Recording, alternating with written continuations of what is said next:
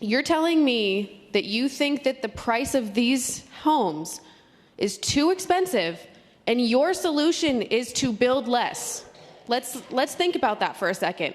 These are too expensive, so we're going to make it harder to build more. I think this is a fairly simple bill when you look at it.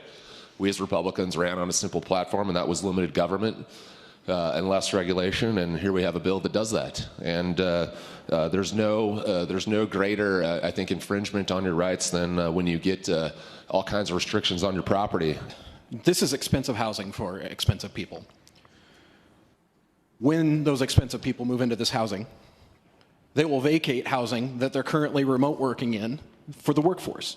That workforce housing will be emptied out, and actual normal Montanans will be able to move in there and work in the community in which they live. So say is thanks to my colleague in seat 45, he gets it.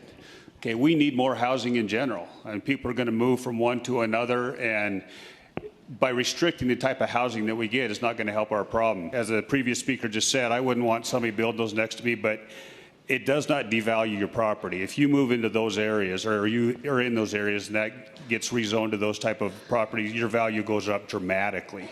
Is it a great living spot? Probably not, but your values will go up tremendously.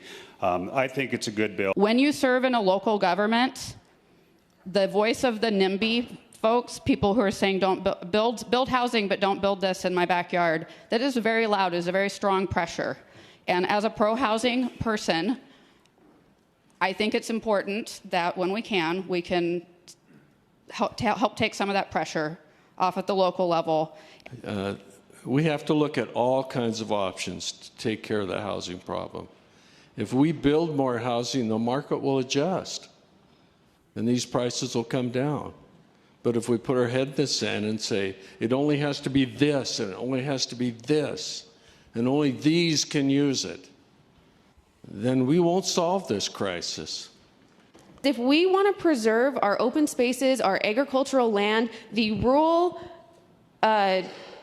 ruralness of our state, we have to build housing that is more dense. We cannot keep just building on the outskirts of town, or else eventually, maybe not on more the eastern side of the state, but certainly in this part of the state, there's not going to be any land left to expand.